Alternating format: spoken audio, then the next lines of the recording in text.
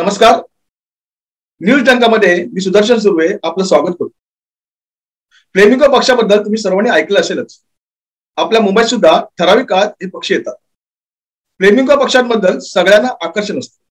हे पक्षी कुठून येतात, कसे येतात, काय खातात, या सर्व प्रश्नांची उत्तरं आपण आज जाणून घेणार आहोत. आपल्या मनातल्या या प्रश्नांची उत्तर देण्यासाठी आपल्या सोबत आहेत डॉक्टर अनिका तेरे. फ्लेमिंगोवर पीएचडी करणाऱ्या या पहिल्याच व्यक्ती.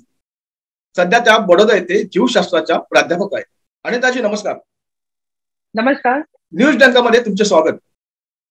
चला तर आज आपण जाणून घेऊया फ्लेमिंगोच्या विश्वाबद्दल. तर माझा पहिला प्रश्न असा आहे, फ्लेमिंगोचा अभ्यास तुम्ही कधीपासून व का सुरू केला?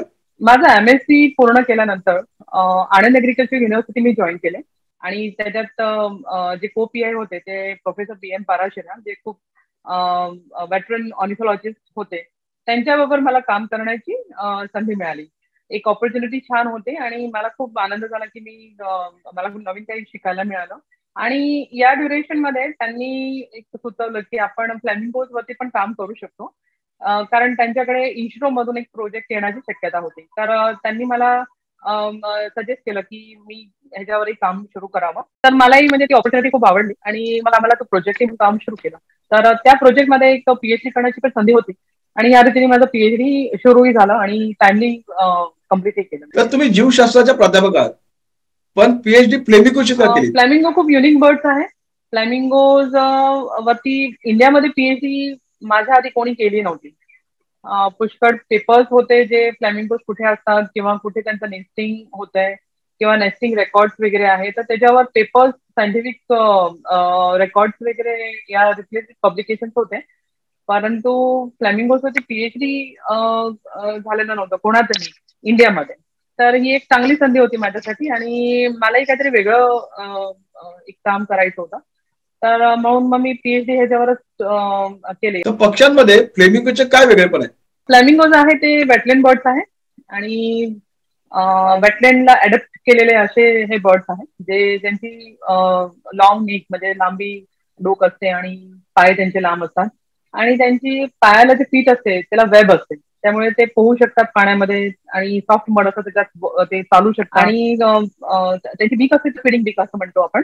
आणि ती बीक जी आहे त्याच्यात लॅमिलेशन असतात, म्हणजे आपण जसं चाळणी असते आणि चाळणीतनं आपण जे काही गाळायचं चाळायचं आपण करतो तशा रीतीची ते फ्लॅमिंगोची जी बीक असते त्याच्यामधून ते पाण्यातले जे जीवात म्हणा किंवा मायक्रो ऑर्गॅनिझम्स आणि सीड्स वगैरे जे आहेत ते ना ते फिल्टर करून खाऊ शकतात. तर ह्या रीतीने फ्लॅमिंगोज आहे ते वेटलँड दुसरे पक्ष्यांपेक्षा वेगळे.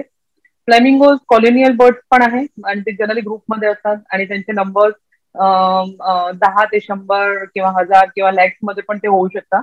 आणि ते कॉलोनियल नेस्टर्स पण आहे, म्हणजे ते जेव्हा नेस्ट बनवतात, ब्रीडिंग त्यांचं जेव्हा असतं तेव्हा खूप मोठ्या संख्यामध्ये ते एकत्र होतात आणि नेस्टिंग करतात.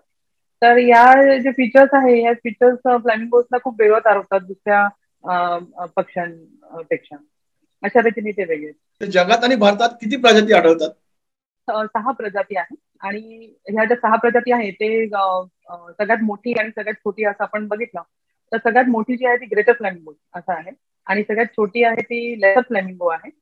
आणि याशिवाय दुसऱ्या ज्या आहे ते कॅरिबियन फ्लॅमिंगोज, चिलियन फ्लॅमिंगोज, अँडमिंगोज आणि जे पूर्ण ज्यामध्ये आहे जे इंडियामध्ये प्रजाती आहे ते सगळ्यात मोठी आणि सगळ्यात छोटी असं आपण बघितलं तर ग्रेटर फ्लॅमिंगो आणि लेसर फ्लॅमिंगो हे 2 प्रजाती जे आहेत ते इंडियामध्ये भेटतात. आता एक वेगळा प्रश्न विचारतोय की ते कुठे घरटे करतात आणि त्यांच्या घरट्याबद्दल आम्हाला अधिक सांगा, आणि फक्त ते घरटी गुजरातमध्येच का करतात? फ्लॅमिंगोचे घरटे पण फ्लॅमिंगो सारखेच वेगळे आहे आणि जनरली आपण जेव्हा घरटे म्हणतो तेव्हा असं आपल्या मनात असे विचार येतात की एखाद्या झाडावरती पक्षीचा माळा असतो, घास किंवा स्टिक्स वगैरे मिळून जे माळा केलेला असतो तसा माळा. परंतु फ्लॅमिंगोजचे माळे असे नसतात. फ्लॅमिंगोजचे जे माळे आहे ते इनंडेटेड जे वेटलँड्स आहे, इनंडेटेड लँड आहे, तर जिथे मड अवेलेबल असतं आणि ते मडनी ते बीकनी ते मड घेऊन त्यांचे छोटेसे डोंगर केलेले असतात, त्याला माउंट्स म्हणतो आपण. आणि हे माउंट जे असतात ते 135-140 सेंटीमीटर असं म्हटलं की आपण ते बेस मध्ये तेवढा ब्रॉड आणि मग हळू नॅरो होत जातं, म्हणजे कोनिकल शेप मध्ये असतं.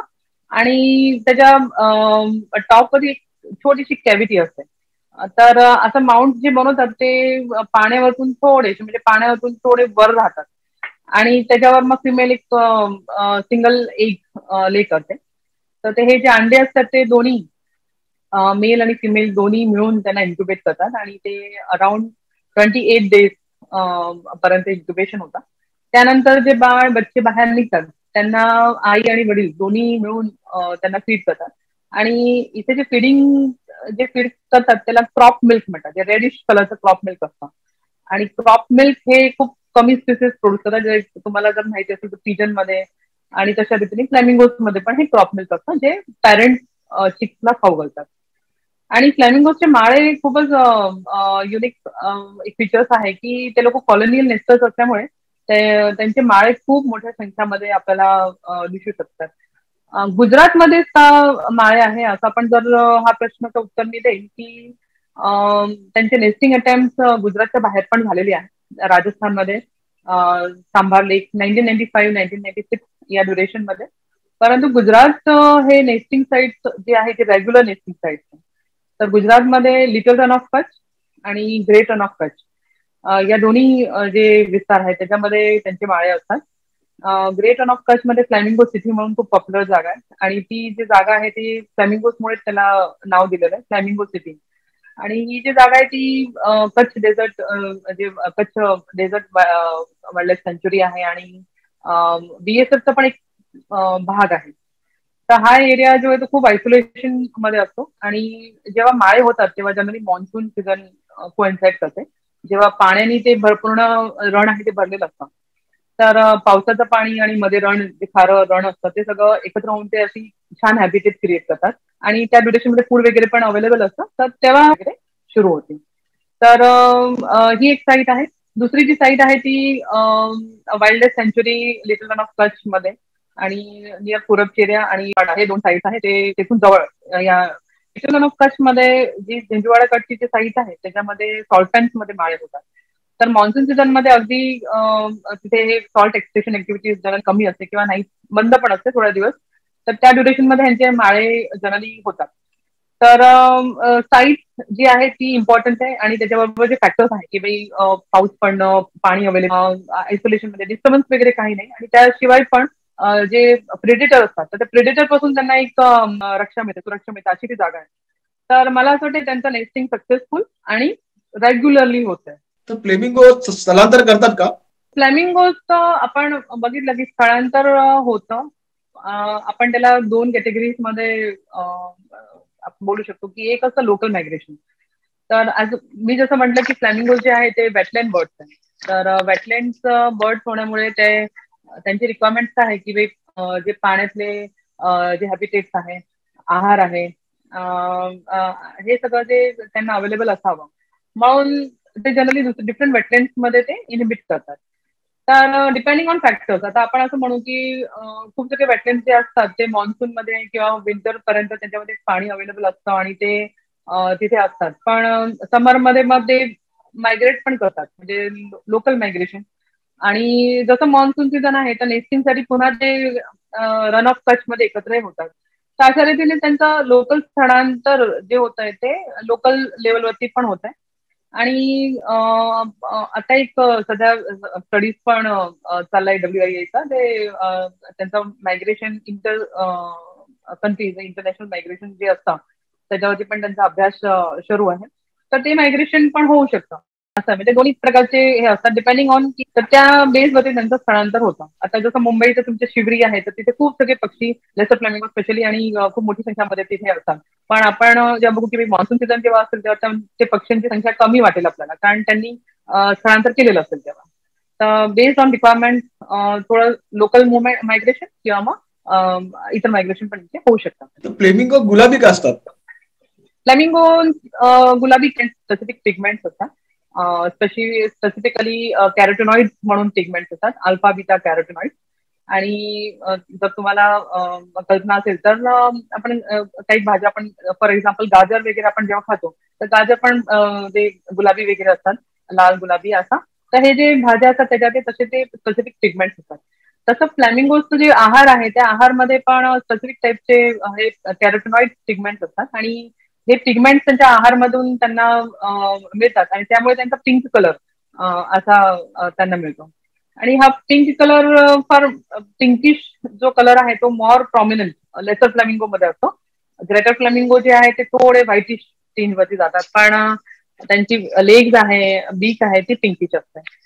पण ब्रिडिंग सीझन जेव्हा अप्रोच होते तर दोघांचे जे प्लुमेज आहे ते थोडे डार्क होऊन जातात, डार्क मॉफ होऊन जातात, म्हणजे आपल्याला जास्त पिंकिश वाटतात ते असं. पण pink colour is because of carotenoid.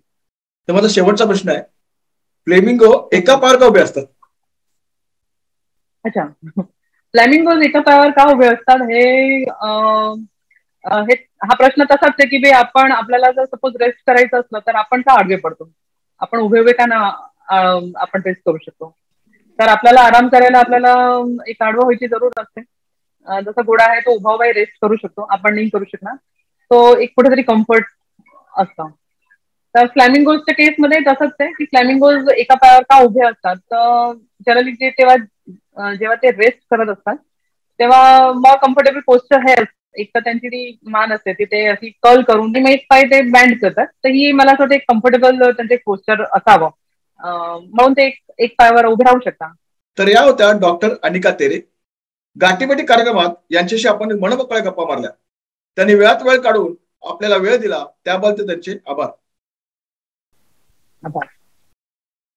तर हा व्हिडिओ कसा वाटला ते आम्हाला नक्की कळवा. न्यूज डंकाची वेबसाईट वाचताय ना आणि व्हिडिओही पाहताय ना, बघत असाल आणि शेअरही करत असाल, कारण इथेच मिळते बातमी मागची बातमी आणि सामाजिक विचारांची योग्य दिशा. तुमच्या सूचना आम्हाला नक्की कळवा. व्हिडिओला लाईक आणि शेअर करा. धन्यवाद.